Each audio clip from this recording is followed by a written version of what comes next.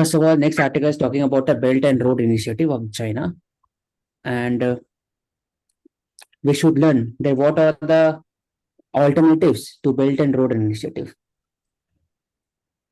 तो PGI एक है, दूसरा Indian middle east economic corridor which India is supporting with Saudi Arabia, UAE, and European Union and USA. So first of all, Belt and Road Initiative is also includes China Europe Expressway, China Europe Railway Express, and CPEC is also part of the Belt and Road Initiative. तो क्या क्या issue है belt and road initiative का? पहला है कि date crisis हो जाता है छोटे कंट्रीज का, और दूसरा long term sustainability belt and road initiative का है नहीं, क्योंकि जो कंट्रीज में जा रहे हैं क्या वो सही में सस्टेनेबल लोन मिल रहा उन्हें, तो ये क्वेश्चन है, लेकिन ऐसा कुछ क्रिटिक नहीं दिया हुआ है क्वेश्चन इसमें। एक क्वेश्चन है कि जैसे we were talking about alternatives to BRI, तो कहीं ना कहीं आपको नहीं लगता कि ऑल्टरनेटिव्स कहीं ना कहीं replication of projects and investments create करेगा? एप्लीकेशन हो नहीं सकता क्योंकि जो सप्लाई चेन मैनेजमेंट है it is through China in belt and road initiative, and in PGI and in IMEC the supply chain would be through the other countries, जैसे India हो गया, फिर साउथ ईस्ट एशिया हो गया, और फिर European union, Arabic country and US. तो ये डिफरेंट सप्लाई चेन मैनेजमेंट है, तो ऑल्टरनेटिव ये तो रहेगा, रेप्लिकेशन नहीं रहेगा इसका। Oshik, I have a question for you. That during the ancient times we had the Silk Route, which was going from China and was passing from these countries similarly. At that moment, India was not seeing the Silk Route as such apprehension as we are seeing BRI project with a lot of apprehensions. So, can you please cite 3 major reasons why India has apprehensions for BRI? First of all, the Silk Route was passing from China to European Union via Central Asian countries, and India also participated in the Silk Route through its inland trade. लेकिन उसमें intention China क्या था? Intention तो intention matters. अभी China का intention है global power बनने का और डोमिनेशन करने का world wide through diamond through string of pearl strategy around India और debt crisis, debt trap policy. तो दो इंटेंशन खराब है, तो उससे इंडिया का अप्रहेंशन है। पहला ये हो गया। दूसरा कि चाइना का हाई इकोनॉमिक ग्रोथ है and it has a lot of deep pocket which India doesn't have, तो उसमें इंडिया को चाहिए कि दूसरा स्ट्रैटेजिक एलाई के साथ कोलैबोरेट करे, तो इसलिए इंडिया कर रहा है। तो दूसरा पॉइंट ये हो गया। एंड तीसरा है कि China supports the countries which are non democratic such as Myanmar, Pakistan और नॉर्थ कोरिया हो गया वहां पर, उसके बाद फिर अजरबैजान और अदर कंट्रीज। तो आई थिंक जो एक मॉडल है बीआरआई का, it is not feasible, it is not sustainable, और उसका जो फेस है with respect to the world ये भी ठीक नहीं है। इसी कारण इंडिया का अप्रेहेंशन है। तो तीन मेरा एरिया है। मैं बस ये बोलूंगी कि बेसिकली जो बीआरआई है that is not in terms with the vision or the objectives or the provisions of the rule based international order. कहीं ना कहीं वो वायलेशन की वजह से also India is not a party to it. First of all BRA में एक सबसे इम्पोर्टेंट चीज है, बीआरए में चाइना सबको जूनियर पार्टनर मानता है and it consider itself a senior partner. तो और इंडिया का और बाकी जो ऑल्टरनेटिव है, पीजीआई हो गया या आईएमईसी हो गया, इससे India consider everyone as equal partner irrespective of their country size and economic growth. Kenya को भी पार्टनर मारेगा, इथियोपिया को मारे, तो ये फर्क है दोनों में। इसके कारण ही concerns around the democratic functioning of it. और दूसरा है कि वहां का लोन जो दिया गया था वो भी अनसस्टेनेबल अमाउंट है, high 6.4 year on year average बढ़ते, और साथ ही साथ पीपल टू पीपल कनेक्टिविटी जो भी लिखा हुआ है ये सब ठीक है। इन्वेस्टमेंट बढ़ा है कंट्रीज में, केन्या में, बाकी सब में, लेकिन जो लोन दिया गया ना, क्या वो वापस चुका सकते हैं? छोटा कंट्रीज नहीं चुकाया जाएगा तो फिर उनका प्रॉपर्टी हड़प लिया जाएगा, मतलब कि it will take over the property like we have seen in Pakistan, Sri Lanka, Hambantota port, airfield etcetera. तो ये कंसर्न, तो चाइना का बेसिकली इन्फ्लुएंस इन कंट्रीज में फिर और ज्यादा बढ़ जाएगा। वो पॉलिटिकली भी इन्फ्लुएंस करेंगे उनका डिसीजन मेकिंग। और दूसरा कि they also support the country which are non democratic, और जो डेमोक्रेटिक भी है उसमें वो उसको सपोर्ट करते हैं, जो जनरल को सपोर्ट करते हैं बेसिकली, कि वो टेक ओवर कर सकते हैं। तो उनको फायदा तब भी है जब सामने वाला नॉन डेमोक्रेटिक कंट्री है, तभी वो लोन सैंक्शन कर सकते हैं ना एट अ हायर रेट।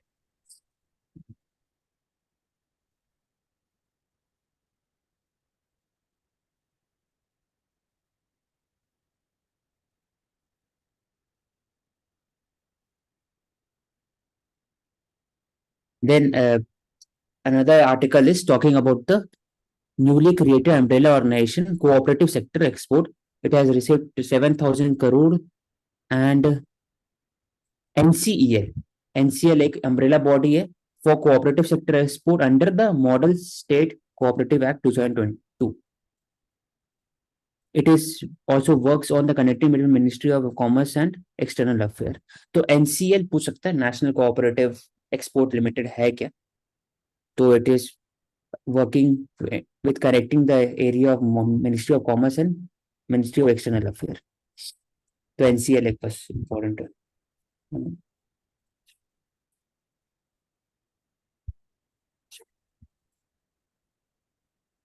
हाँ, ये भी इंपॉर्टेंट है. Consumer body issues notice to IAS coaching centre for misleading ads. तो अगर देखा जाए अभी कंज्यूमर प्रोटेक्शन अथॉरिटी और कंज्यूमर प्रोटेक्शन बिल एक्ट जो पास हुआ है 2019 में, it also talked about a misleading act. Misleading मतलब कि यहाँ पर आपके यहाँ टॉपर निकला नहीं है लेकिन आप उनका भी नाम डाल दे रहे हो प्रचार में, एंड इट मिसलीड्स द एस्पिरेंट्स, कि उनको लगता है कि सब कोई आईएएस निकाल पा रहा है. तो इसके विरुद्ध में कंज्यूमर प्रोटेक्शन अथॉरिटी सीसीपीएस ने नोटिस भेजा 20 आईएएस कोचिंग इंस्टीट्यूट को रिगार्डिंग दैट. और यहाँ पे even role of competition commission of India भी इम्पोर्टेंट हो सकता है कहीं ना कहीं, बिकॉज हाँ, अंडर द सीपीए एक्ट उनके अंडर में स्टैट्यूटरी बॉडी है वो. तो क्या क्या misleading advertisement in related to any product, false description, false guarantee, ये सब इसके अंडर में आता है, सीपीए के अंदर में आता है. बेसिकली हम बोल सकते हैं कि जो कोचिंग इंडस्ट्री है, क्या ये एग्जांपल है ऑफ परफेक्ट कंपटीशन या ओलिगोपोली या मोनोपोली? ओलिगोपोली कंपटीशन इसमें, क्योंकि परफेक्ट कंपटीशन तभी होता जब कंपटीशन होता है. यहाँ कंपटीशन नहीं है ना, यहाँ पे तो मिसलीड किया जा रहा है कि अगर मैं इंटरव्यू कॉल वहां पर मुझे फॉर एग्जांपल मानसी को आ गया है, मेंस दे रही है, या फिर मैं इंटरव्यू दे रहा हूँ, तो मैं जैसे ही इसमें ऑनलाइन एनरोल कर दिया ना, तो मैं स्टूडेंट बन गया, इररिस्पेक्टिव ऑफ कि मुझे फायदा हुआ नहीं हुआ, या मैं कुछ उससे सीखा कि नहीं सीखा. हाँ, मतलब खाली तो एड्स पर्सपेक्टिव से भी नहीं, पूरा एड्स, हाँ, ओवरऑल कोचिंग इंडस्ट्री उसका फंक्शनिंग की भी अगर हम बात करें तो परफेक्ट कंपटीशन तो नहीं बोल सकते, क्योंकि परफेक्ट कंपटीशन का इम्पोर्टेंस मोनोपोली नहीं बोल सकते क्योंकि एक कोई इंडस्ट्री नहीं है, नहीं है. तो हाँ, उसमें और भी इंडस्ट्री लेकिन सेम पैटर्न सेम स्ट्रक्चर पर है. ऐसे फेसबुक और इंस्टाग्राम हो गया, ट्विटर हो गया, व्हाट्सएप हो गया, सब ऐसा मोनोपोली नहीं हुआ, ये तो डुओपोली हो गया ना, कि सेम स्ट्रक्चर पर ही सब. तो ऐसा कुछ कंपटीशन हाई नया कहाँ, हाँ, नहीं हो पाता है. गूगल, फेसबुक ऐसा होगा. नॉन कोल्यूसिव ओलिगोपोली मतलब कोल्यूसिव में तो they work like a cartel, तो this is an example of non collusive one.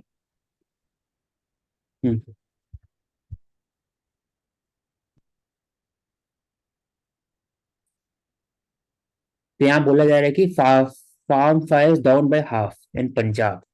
तो इससे जो एयर पोल्यूशन है वो भी इफेक्ट होगा in the Delhi NCR region और बाकी जगह. अगर वहां कम होता है तो यहाँ भी कम होता है, तो देखा जाता है, तो देख सकते हैं कैसे कम कम हो सकता है. तो क्या किया गया था, अवेयरनेस कैंप किया गया था, organise to better the farmers from setting stubble ablaze, और उन्हें समझाया गया था. बायोमास हैंडलिंग यूनिट दिया गया था, और ब्रिक किल जो भट्टी होता है उसका फ्यूल को जैसे यूज किया गया था स्टबल को. तो 3 एरियाज है इसमें नया मिलके मानसी, हाँ, नई तो 3 को यूज कर सकते हैं. हाँ, और इम्पैक्ट भी देखने को मिल रहा है, तो इफेक्टिव प्रूव हो रहे हैं मेजर्स जो लिए जा रहे हैं. ये मुझे हमेशा एक रहता है कि CJI on his verdict in same sex marriage in US university a vote of conscience. तो ये मेरा क्वेश्चन यहाँ पर है, प्रवेश है उनका पीएसआईआर, तो कि क्या जो सीजीआई है उनका जो ऑफिशियल स्टैंड रहता है सुप्रीम कोर्ट में या फिर डिसीजन मेकिंग में उनका रोल रहता है, क्या वो हर जगह बोल सकते हैं इसके बारे में कि बाहर जा करके यूएस यूनिवर्सिटी में या इंडिया में यूनिवर्सिटी में अपना डिसीजन पर कमेंट कर सकते हैं? क्योंकि हम लोग तो कमेंट नहीं कर सकते उन पर, क्योंकि it will amount to contempt of court. Individual comment पर डिसीजन कर नहीं सकते कमेंट, क्या वो कुछ कर सकते हैं नहीं, comment? I think it is not a comment, it is basically his opinion. So हाँ, तो हम लोग ओपिनियन नहीं डाल सकते ना कोई भी नहीं, इंडिविजुअल जज पर। तो ये इंडिविजुअल जज है, वो उन्होंने कहा कि जो वोट उन्होंने दिया, अगेंस्ट वोट दिया था ना 3:2 में, तो वो 2 में थे बेसिकली। तो he says that the constitutional vote of conscience पर वोट दिया है बेसिकली। तो ये खुद का जजमेंट पर ही ओपिनियन दे रहे, हाँ हम लोग नहीं दे सकते। तो इसमें तो एक डिफरेंस नहीं दिख रहा है ये चीज या प्रिविलेज, वो मैं क्वेश्चन हाँ, मतलब अगर आमतौर पे देखोगे तो मतलब ऑब्वियसली दिख ही रहा है कि मतलब ही is going against the decorum of the supreme court. But अब यही है कि या तो हम इसके ऊपर कुछ हमारे इसके ऊपर प्रोटोकॉल्स हों, लेकिन जब तक नहीं है तो। और क्योंकि अगर आपने जैसे बात की कि हम नहीं कर सकते हैं जजेस, इंडिविजुअल जजेस के ऊपर कमेंट, तो बेसिकली उसमें भी कंटेम्प्ट ऑफ कोर्ट एक्ट 1971 के अंदर दो प्रोविजंस हैं कि आप कितना फेयर जो है ओपिनियन दे रहे हो, मतलब that should not prejudice the sanctity of the court. तो वो डिटरमाइन करना उसके बाद ही मतलब हम कह सकते हैं कि लेकिन किस प्रवेश तरीके आपने से। जो बोला ना court, sanctity of the court, मैं कोर्ट का बात ही नहीं कर रहा हूँ। वहां मैं बात करूँ कि आप इंडिविजुअल जज को अलग से आप नहीं कमेंट कर सकते, ये तो कर ही नहीं सकते। आप कोर्ट का जो जजमेंट है ना उस पर कमेंट कर सकते हैं, और उसको भी वैसे ही कर सकते हैं जो sanctity of the court harm. तो वो डिफरेंट है केस। मैं बात कर रहा हूँ इंडिविजुअल जजमेंट, और जज जो इंडिविजुअल है जज पर, यहाँ जज पे बात हो रहा है, वहां आप कर ही नहीं सकते कुछ भी कमेंट, जज पर नहीं कर तो सकते, आपका क्या जजमेंट पर मानना कर है फिर सकते हैं। ये कि जो सीजीआई ने बोला है कि मतलब ये अनकॉन्स्टिट्यूशनल, आप ये कहना चाह रहे हो? नहीं, अनकॉन्स्टिट्यूशनल सीजीआई वो है, लेकिन आई थिंक कि डेकोरम मेंटेन होना चाहिए। अगर आप कुछ भी आप वोट करते हैं सुप्रीम कोर्ट के अंदर में, तो आप यूएस में जाकर के यूएस यूनिवर्सिटी में अगर आपको प्राइज नहीं मिल रहा है कुछ भी, तो वहां पर आप नहीं आप पॉपुलराइज कर सकते अपना व्यू पॉइंट या कहीं पर। ये मेरा अपना मानना है, हाँ, ये मैं क्योंकि एग्री करता हूँ। जैसे क्योंकि सबका पॉलिटिकल एग्जीक्यूटिव हो गए, ऐसे आप पॉलिटिकल एग्जीक्यूटिव हो गए हम लोग, या फिर ब्यूरोक्रेटिव एग्जीक्यूटिव हो गए, या जुडिशरी हो गए, सबका रोल होता है कि आप पीछे से एनोनिमिटी ऐसा काम करें। तो आई थिंक ये हैम्पर होता है कि आपको प्राइज नहीं मिल रहा है, आप कमेंट भी कर रहे हैं जज अपना नहीं, मैं जजमेंट इसमें पर, एग्री करता और हूँ फिर कि ना केवल इंडिविजुअल, मतलब बाहर की कंट्री में जाके, क्योंकि जो पूरा हाँ सेटअप है बाहर कंट्री जुडिशरी में का ना, और यूनिवर्सिटी वो है। पूरा ही अलग है। तो ऐसे तो नहीं है कि यूएस यूनिवर्सिटी का जो थॉट प्रोसेस है, उनका जो आइडियोलॉजी है वो हैम्पर करता है अपना जजमेंट में। ये भी हो सकता है अगर प्राइज ही मिल रहा है तो। ये मुझे हमेशा क्वेश्चनेबल लगा। मैं इन जनरल बात करूं, मतलब ठीक है। वैसे हिसाब से मैं सोच रहा हूँ कि अगर प्राइज मिल रहा है उनको, तो हो सकता है ना कि हैम्पर कर रहा हो आइडियोलॉजी, तो यूएस मतलब यूनिवर्सिटी का तुम्हारा ये अपना जो कहना है कि आइडियोलॉजी। मतलब जैसे एक कॉन्सेप्ट होता है जुडिशरी के अंदर कि post retirement benefits awaiting pre retirement judgments. हाँ ये तो हो गया, लेकिन एक तो है कि मानसी, जैसे कोई भी आईएएस अफसर है उसको तो प्राइज नहीं मिलता है कहीं पर वर्ल्ड में। अगर प्राइज मिलेगा तो उसको देना पड़ता है गवर्नमेंट को कि मुझे ये मिला है, पता है ना, अवार्ड मिला है, कुछ भी मिला है। हम्म हाँ ठीक है, तो लेकिन यहाँ पर जज को, हाँ, जुडिशरी भी part of civil hmm, services ही है तो। हाँ, तो जज कल गए थे वहां पर, हार्वर्ड में गए थे, हार्वर्ड लॉ में। तो वहां पर उनको फैसिलिटेशन दिया गया, वहां पर उनको मिला भी कुछ, हम्म और उन्होंने कहा भी बहुत सारा एरियाज पॉइंट आउट किया। तो ये एक अ, अ, लगता नहीं है कि कुछ So इन्फ्लुएंस it's करता like है जो US reasoning university power. As we also regarding. talk about कि even CJ he is one amongst the equals. तो वो एक uniform principle या standard होना चाहिए, which is again अगर बाकी judges के लिए applicable है, तो it should be there even for the case of CJI also. हाँ, क्योंकि इनका एट जॉर्ज यूनिवर्सिटी थर्ड एटी एडिया का हो गया, elaborating on minorities opinion in the 5 जज benches, he said that there are many foundational. लेकिन उनने जस्टिफाई कर वहां जाके कोई मतलब नहीं था। अब आगे बढ़ते हैं। मतलब ये भी बोल सकते हैं कि ड्रग ओवरडोज, इसका क्या सोल्यूशन हो सकता है मानसी? आई थिंक मतलब जो केसेस बढ़ते जा रहा दिखता है आजकल कि ड्रग कल्चर इन द एक यूनिवर्सिटी एंड, तो associated है policies. with again the mental stress or mental health. तो कहीं ना कहीं that also induces the students towards drugs. Second is especially amongst the youth, we see कि drugs are often associated as a symbol of modernity. So ultimately वो उनकी health के ऊपर भी impact करने लग जाता है. But again under that garb, students इस trap में भी फंस जाते हैं.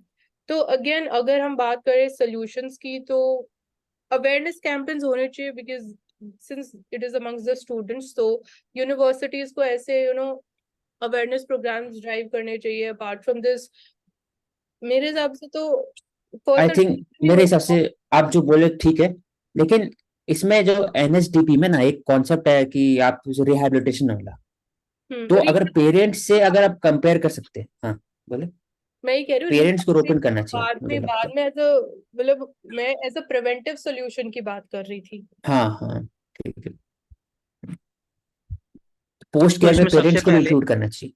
इसमें सबसे पहले तो ये देखना चाहिए कि ड्रग्स जो है वो, जैसे कि अभी मानसी ने वर्ड यूज किया प्रिवेंटिव, वो यूनिवर्सिटी या कैंपस तक पहुंचे ही ना। तो ये जो यूनिवर्सिटी जो एडमिनिस्ट्रेशन है उसको ध्यान रखना चाहिए। अलग अलग मैकेनिज्म होते हैं, जैसे कि ग्रीवेंस रिड्रेसल्स कमेटी होती है यूनिवर्सिटीज के अंदर, तो वो पूरा ध्यान रखे। और दूसरा ये कि अगर हम अवेयरनेस कर भी देते हैं तो अवेयरनेस अच्छी चीज है, करनी चाहिए इसके खिलाफ, लेकिन awareness is a soft power, लेकिन यहाँ पर हार्ड पावर यूज करने की जरूरत है। तो उसमें हम क्या कर सकते हैं कि जो यूनिवर्सिटीज या जो कैंपस हैं उसमें हम एक सेंस ऑफ जो अथॉरिटी या सेंस ऑफ हायरार्की होती है by the seniors and juniors, जिसकी वजह से लोग इन्फ्लुएंस भी होते हैं और लोग मजबूरी में भी इस तरीके की चीजों में पड़ जाते हैं। तो उसके ऊपर थोड़ा ध्यान रखना चाहिए जो यूनिवर्सिटी एडमिनिस्ट्रेशन है। और जो फ्यूल होता है, मतलब जो फ्यूलिंग होती है ड्रग्स की यूनिवर्सिटी कैंपसेस में by the outside world, that should be stopped.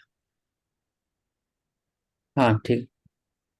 दूसरा क्वेश्चन है कि Vienna gives Delhi the right, तो वियना जो कन्वेंशन था हमने बात किया था कल कि क्या इंडिया वॉलेट कर रहा है, तो इसमें इनका आर्टिकल में कहना है कि although Canada is charging India on a serious fact, but India did not revoke any immunity of the Canadian diplomat, it has only asked Canada to cut down the size of this mission, कि आप diplomat का number ना कम करिए और parity लाइए, principle of parity लाइए India के हिसाब से। बस ये पहला हो गया, और बस ये ओवरऑल वही उसी पर चर्चा है। हाँ, और जब ये प्रिंसिपल ऑफ पैरिटी की जो इंडिया डिमांड भी कर रहे हैं, तो एक क्वेश्चन ये भी है कि क्या ये एज अ राइट देखा जाता है अंडर दिस कन्वेंशन? तो it is definitely a right of a country, तो हाँ यहाँ पे right. India is not faltering. अब जाते हैं दूसरा कि ISRO has rightly stress on Gaganyaan, तो Gaganyaan is a mission for a human space station in the जो भी लो अर्थ आउटर एलियो ऑर्बिट है, हाँ लो अर्थ ऑर्बिट एलियो में। 200 किलोमीटर तो 3 डेज 3 के लोग रहेंगे उसमें, उसके पहले 3 ट्रायल है जिसमें अनमैन्ड होगा 2, उसके बाद फिर मैंड होगा। तो अभी जो हो रहा है अनमैन्ड पर हो रहा है कि कैसे जो इग्निशन रॉकेट है वो कैसे काम करेगा, फिर टेस्ट फ्लाइट हो गया, और फिर उसके बाद जब लोग कैसे लैंड करेंगे, तो उनका जो एक पॉकेट है तो उस पर ही अभी एक तरह से ट्रायल लिया जा रहा है, सेफ्टी ट्रायल लिया जा रहा है, वही बात है। तो औशिक, जैसे हम गगनयान में अपना मिशन भेज रहे हैं, तो क्या आप मोटे मोटे 5 एरियाज बता सकते हैं जो डेफिनेटली जो है वो उनमें इम्प्रूवमेंट देखी जाएगी? मतलब किसमें, मतलब हमने इम्प्रूवमेंट की गगनयान में? नहीं, गगनयान ऊपर भेजने से हमारे को 5 क्या फायदे होंगे, आप ये बताएं। 5 जो मेजर फायदा होगा, पहला तो ये होगा गगनयान से जो इंडिया का जो साइंटिफिक डेवलपमेंट है, जो अचीवमेंट है, वो आत्मनिर्भर भी है होगा।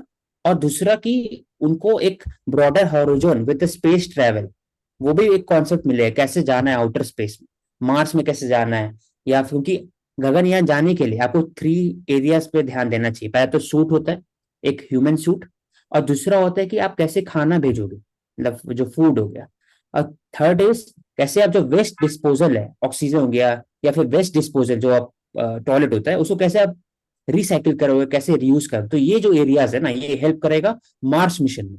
तो जो कमिंग मिशन जो भी होगा, मार्स मिशन होगा या फिर मून मिशन होगा, उसमें हेल्प करेगा। पहला ये हो गया। दूसरा दूसरा जो scientific awareness among the people है वो बढ़ेगा, और लोग भी ज्यादा से ज्यादा इसरो में पार्टिसिपेट करेंगे या फिर उसी की तरफ एस्ट्रोनॉट बनने की कोशिश करेंगे। तीसरा और होगा कि इंडिया का जो ग्लोबल पावर है एज अ इमेज वो बढ़ेगा, सॉफ्ट पावर बढ़ेगा इकोनॉमी वर्ल्ड में वाइड। कुछ इम्पैक्ट होगा इसका? हो इकोनॉमी सकता में है। तो इम्पैक्ट होगा क्योंकि स्पेस और स्पेस में जो प्राइवेट सेक्टर और मैंने में एमएसएमई सेक्टर, एमएसएमई बनाएगा ना, छोटा छोटा नट बोल्ट हो गया या फिर कोई मॉड्यूल हो गया और स्पेस का, वो तो स्पेस फिर कोलैबोरेशन बढ़ेगी। स्पेस टूरिज्म भी प्रमोट होगा। हाँ स्पेस टूरिज्म तो लॉन्ग टर्म है कि लॉन्ग टर्म में स्पेस टूरिज्म में कैसे, स्पेस टूरिज्म के लिए क्या चाहिए, ऑक्सीजन चाहिए, खाना चाहिए और वेस्ट डिस्पोजल चाहिए। हाँ, ये तो अगर तीनों तभी हो इंडिया पाएगा ना जब आप, सक्सेसफुल हाँ होते हैं, हाँ, हाँ तो तभी हाँ स्पेस टूरिज्म की जो पॉसिबिलिटीज है, चांसेस है, वो और बढ़ पॉसिबिलिटी को यही होगा। I think I have answered your question प्रवेश। प्रवेश, और कोई नया पॉइंट जो आप बोलना चाहते हो, और किस तरीके से हमें हेल्प हो सकती है थ्रू दिस? और इवन इंडिया नहीं, में मैं तो आप लोगों से ही पूछ रहा था कि किस तरीके से। एक पॉइंट ये भी कि इंडिया बाकी कंट्रीज को भी हेल्प कर सकता है in carrying out a successful space flights, human space flights. हाँ, तो हाँ उसमें ये हो सकता है कि जो इंडिया के साथ जो वो कोलैबोरेशन बढ़ेगा। है, वो जितनी भी साउथ ईस्ट एशियन कंट्रीज है वो बढ़ जाएगा उनका। हाँ सबको अभी भेज ही रहे ना, अभी तो पहले सस्ता में फ्लाइट भेज ही रहे इंडिया, स्पेस व्हीकल तो बनी गया, पीएसएलवी जीएसएलवी। अब आने वाले समय में सबको सोचेगा कि अरे भाई ह्यूमन गगनयान भी सस्ता में इन लोग ऊपर भेज रहे हैं, तो इसका मतलब मेरे भी लोग जाए, तो हो सकता है कि बाकी लोग कंट्रीज के भेजे और इंडिया के साथ। इसमें हम इनकॉर्पोरेट भी कर सकते हैं, जैसे वी आर इस पे डिस्कशंस चल ही रहे हैं, वर्क चल ही रहा है। जब हम रीयूजेबल स्पेस लॉन्च व्हीकल की भी बात करते हैं, तो उससे भी अगेन जो कॉस्ट फैक्टर है वो और कम हो सकता है। हाँ हाँ तो वो डेवलप होगा तब ना, अभी अभी नहीं है इंडिया के पास कम से कम वो सीखना चाहिए। तो I think we can move forward yes. with Sure. next set of article, that is banning of Pakistan from working in India deprives both the country. I think this is the correct step by Bombay HC because uh, खेल और culture और architecture ये सब चीज beyond country है। हम बोल सकते हैं कि हम लोग को बात नहीं करना चाहिए political executive and bureaucratic executive of the Pakistan, ये जायज, लेकिन पीपल ऑफ पाकिस्तान के साथ एक रिलेशनशिप मेंटेन कर सकते हैं in this field of Bollywood culture और फिर म्यूजिक हो गया या फिर क्रिकेट हो गया। आपका क्या कहना है? क्योंकि उससे एक लॉन्ग टर्म जो पीस हो रहा ना, क्योंकि ultimately Pakistan is our neighbour, long term peace के लिए आपको पीपल टू पीपल कॉन्टैक्ट चाहिए और ये दोनों पॉसिबल है कि आप बात भी नहीं करें पॉलिटिकल एग्जीक्यूटिव से और आप फिर रॉ के और बाकी सब इंटेलिजेंस एजेंसी के थ्रू आप अपना टेररिस्ट लोग को मारे भी, वो भी हो सकता है, और side by side people to people contact भी रख सकते। ये मेरा स्टैंड पॉइंट है। तो जो आपको कुछ आर्टिस्ट की इवन पार्टिसिपेशन है इन द इंडियन इंडस्ट्री, जब तक कि वो लॉ एंड ऑर्डर या किसी इलीगल एक्टिविटी को नहीं प्रमोट कर रहा है, तब तक हाँ कैन बी अलाउड। तो जैसे भी हाल फिलहाल में एक बीसीसीआई में जो कमेंट्री करने वाले आई थी वहां से जर्नलिस्ट, उनका वीजा कैंसिल कर दिया गया था क्योंकि उन्होंने बहुत अपशब्द कहा था हिंदूज और बाकी इंडिया के बारे में। तो एक ऐसा स्टेप मेंटेन कर सकते हैं कि जो लोग आ रहे हैं या जेन्युइन है, जो सिंपल लोग हैं, उनके साथ आप बात कर सकते हैं, तो उससे रिकंसिलिएशन बढ़ सकता है लॉन्ग टर्म में। लेकिन जो लोग सिर्फ पैसा कमाने के लिए आ रहे हैं, उनका इंटेंशन खराब है, तो अगर वो कुछ भी इलीगल एक्टिविटी में पार्टिसिपेट करें तो उनको बैन किया जाए या फिर उसको वापस भेज, ये हो सकता है। और इवन लाइक जो थोड़ा माइंडसेट भी रहता है लोगों का, when we talk about Pakistan, तो हमेशा टेररिज्म और सिक्योरिटी के पर्सपेक्टिव से एक माइंडसेट रहता है, तो वो एक जो नेगेटिव कॉनोटेशन एग्जिस्ट भी करता है। अगर हम कल्चरली या पाकिस्तानी आर्टिस्ट पार्टिसिपेट भी करते हैं, तो एक न्यू परव्यू भी ओपन अप हो सकता है when we get to know about their sports culture music. तो वहां पे भी कोऑपरेशन और स्ट्रेंथन किया जा सकता है। हम्म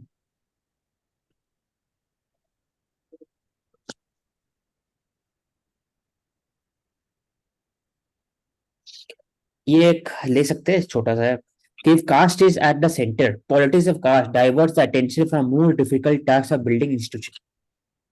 एक क्वेश्चन मार्क इसको कर देते हैं कि क्या इससे सही है ऐसा बात कि जो कास्ट है वो इम्पोर्टेंट है फॉर बिल्डिंग इंस्टीट्यूशन।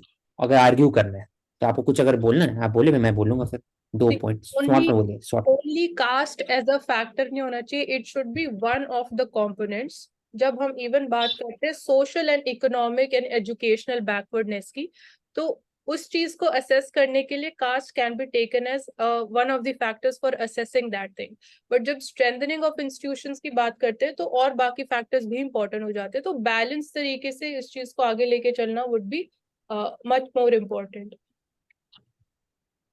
हाँ सही है। और मैं एक और ऐड करूंगा कि जो कास्ट है, पॉलिटिक्स ऑफ कास्ट, वो भी एक तरह से कुछ कुछ पॉजिटिव चीज भी है उसका, है कि उससे पता चल सकता है कि कितने लोग कास्ट है, उनका रिप्रेजेंटेशन सोसाइटी कितना है। तो ये एक आइडिया होता है इससे, पॉलिटिक्स ऑफ कास्ट से। लेकिन उसका हैम्पर भी करता है लॉन्ग टर्म में कि आप सिर्फ कास्ट पॉलिटिक्स करते हो तो आपका जो कास्ट के बीच में दरारें हैं वो बढ़ जाती है, इंटर कास्ट इंटर जाति राइवलरी बढ़ता है, तो उसमें हत्या और मर्डर भी होता है उसके बाद। तो ये हम लोग को बहुत बैलेंस, एकदम एकदम सटल बैलेंस करना जरूरी है between the politics of caste and fighting among the caste. तो ये तो हाँ, तो यहाँ अगर पे आपको बोलना प्रवेश पॉलिटिकल तो विल आगे की जो पॉलिटिकल पार्टीज की जो विल है अगेन, वो इस डेटा को कैसे यूज करेंगे, क्योंकि कहीं ना कहीं इसको फिर वोट बैंक पॉलिटिक्स के लिए भी यूज किया जा सकता है। So ultimately the will of political parties is also very important. Vote bank politics जो है वो एक हद तक ही सही है, क्योंकि उससे एक पता चल सकता है कि कितना रिप्रेजेंटेशन कितना कास्ट का है, उससे एक एक्यूरेट रिप्रेजेंटेशन मिल सकता है हर एक कास्ट का, चाहे SC ST रहे, OBC रहे, कोई भी रहे, चाहे फिर फॉरवर्ड कास्ट रहे। तो लेकिन इशू क्या है कि आप ज्यादा वोट बैंक पॉलिटिक्स, सिर्फ वोट बैंक पॉलिटिक्स करोगे तो उससे डेवलपमेंट हैम्पर होता है, उससे सिर्फ विक्टिम मेंटेलिटी जनरेट होता है सोसाइटी के अंदर में कि मैं विक्टिम हूँ, मैं विक्टिम हूँ, सब कोई विक्टिम। तो ये मैं प्रवेश आपको 2 पॉइंट रखना है शायद। हाँ मतलब आप लोगों ने जो बोला वो बात सही है, लेकिन इसमें अगर हम कैलकुलेटिव देखें तो कास्ट को सेंटर पे रखने से नुकसान ज्यादा है बजाय कि फायदे। जैसे कि फायदा आपने बताया कि इससे ये होता है कि रिप्रेजेंटेशन करने में आसानी हो जाती है, लेकिन जब वो रिप्रेजेंटेशन की बात आती है तो उसमें ना केवल वोट बैंक पॉलिटिक्स होती है, लेकिन हुलिज्म भी हो जाता है कास्ट के नाम पे, फ्रेगमेंटेशन रह जाती है सोसाइटी में खास के नाम पे। उसके बाद ये है कि जो सोशो इकोनॉमिक गवर्नेंस की बात होती है वो कहीं ना कहीं दब जाती है कास्ट के नीचे। तो वोट भी उसी नाम पे डलते हैं, पार्टीज भी क्रिएट उसी के नाम पे होती हैं। उसके बाद इलेक्शंस भी के अंदर जो डोमिनेंट रोल होता है वो भी कास्ट का ही चलता है। और सबसे बड़ी चीज इसका रिजल्ट ये होता है कि जो भी वल्नरेबल से वल्नरेबल कास्ट होती है और जो डोमिनेंट से डोमिनेंट होती है, हर कास्ट को अ, एक प्रेशर ग्रुप बनने का मौका मिल जाता है कि किस तरीके से जो मेन कोर पॉलिटिक्स है उसको हम प्रेशराइज करके अपनी बातें मनवाएं। तो नुकसान ज्यादा है, तो फायदे कम ही है। ठीक। एक छोटा सा इसमें कि राम टेम्पल ट्रस्ट रूल्स और ट्रेनिंग कोर्स फॉर प्रीस्ट, तो this can be taken that कि how religious institution are using modernity and new technology for their own purposes. तो एक अच्छा है कि कोर्स भी किया जा रहा है प्रीस्ट के लिए, क्योंकि अभी धीरे धीरे हेरिडिटरी फॉर्म ऑफ जो प्रीस्टहुड है तो वो उसको डाइल्यूट किया जा रहा है। और एक पॉइंट जो मैं क्या हो? हाईलाइट करूंगी यहाँ पे, एज है, for it is only for the priest between the age group of 20 to 30 years। तो इवन हाउ हाँ यू वही। basically being attracted towards being priesthood and all। अब इसमें इसमें एक चीज मैं बताता हूँ, देखिए जैसे कि प्रीस्टहुड ही है, तो प्रीस्टहुड में जो 95% जो इंसान काम करते हैं वो ब्राह्मण कास्ट से आते हैं। एक हमारे इंस्टीट्यूशन ऐसा है जिसको इस्कॉन के नाम से जाना जाता है, वहां पर जो कास्ट बेस्ड जो एफिलिएशन है वो नहीं दिया जाता है, वहां पर बस भक्ति बेस्ड एफिलिएशन दिया जाता है। तो अब देखा ये जाए कि किस तरीके से ये इंस्टीट्यूशन और जो बाकी अदर इंस्टीट्यूशन है वहां पे प्रीस्टहुड में क्या क्या दिक्कतें हैं, तो कास्ट बेस पर ज्यादा होती है।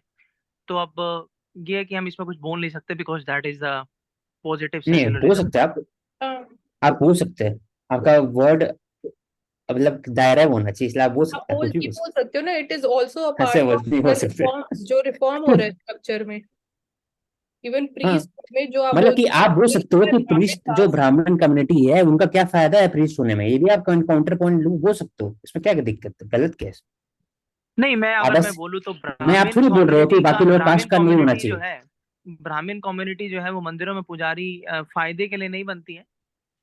That is basically to continue their lineage and to continue their tradition of हाँ प्रीचिंग द गॉड। ये नंबर वन रीजन है अगर साइंटिफिकली देखा जाए। और दूसरा ये है कि कुछ ऐसे टेम्पल्स हैं जहाँ पर even from the lower caste people are made priest, but when when they have adopted the similar kind of traditional history, when they have attained the similar kind of scriptural knowledge. तो अगर इनके behalf पे अगर आप selection करते हैं priest का, तो that is far fair than what is currently going on. Even एक जो हमें रिफॉर्म्स वाला पार्ट बोल रही थी कि इवन यूथ के लिए we are bringing this up for the age group of 20 to 30 years, तो यहाँ पे कास्ट के बेसिस पे ना हो के हम स्किल्स पे ज्यादा फोकस कर रहे हैं। तो स्पेसिफिकली जैसे आपने बोला कि अर्निंग के पर्पस से प्रीस्टहुड नहीं देखा जाता है, सो यूथ में भी people who find solace and peace in being priest, तो वो भी कोई बुराई चीज नहीं है। तो इसको again only from the perspective of caste ना करके स्किल्स के पर्सपेक्टिव से इसको प्रमोट किया जा रहा है। फिर तो दूसरा what kind of skills, Mansi, do you think कि क्या स्किल होनी चाहिए फिर? So you need to be again very well versed in the mantras and the जो ideology है, ideas, वो आपको clarity होनी चाहिए, so that again आप justice कर सको। Okay.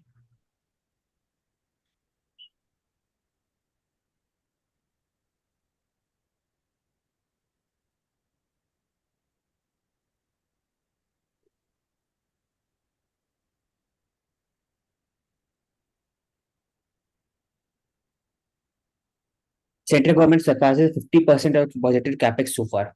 The capital expenditure of the central government is around 5 lakh crore mark. It has crossed 5 lakh crore mark in 2023. So this showcases that increased expenditure in the capital area will generate more jobs and it will lead to more uh, growth in a manufacturing or construction sector rather than the service output. तो service के अलावा और भी areas है जिसमें help करेगी, तो इसको डेटा लिख सकते। फिर ये कि Ramlila in Trinidad, how indentured labours carried the culture abroad. तो first of all the Trinidad जो कंट्री है वो कैरेबियन आइलैंड में, जो कैरेबियन आइलैंड मतलब अटलांटिक ओशन के जस्ट टुवर्ड्स द यूएस, वहां पर त्रिनिदाद है। तो वहां पे लोग गए थे through endangered slave labours from India, तो उसमें मेजोरिटी ऑफ द पीपल थे फ्रॉम बिहार और यूपी थे। तो उन्होंने रामलीला को भी, रामलीला एज अ जो उनका कल्चर था, तो वो भी उन्होंने लेके गया और वहां आज भी प्रिजर्व करके रखे। तो एक इम्पोर्टेंट कनेक्ट है कि कैसे इंडियन के जो एंसेस्ट्री है कि उनका क्या रोल रहा है with respect to local culture and tradition. तो दे स्पीक भोजपुरी, और यही है बस। इनोवेशन भी वहां पर है रामलीला में, जो लोकल डायलॉग हो गया और फिर टेक्निक है वो लोकल ट्रिनिदाद के हिसाब से भी उसको इनोवेशन किया गया। तो ये भी है। I think we have finished, Nancy. We can. Okay, so we can continue with another newspaper. Okay, next part में continue करते हैं।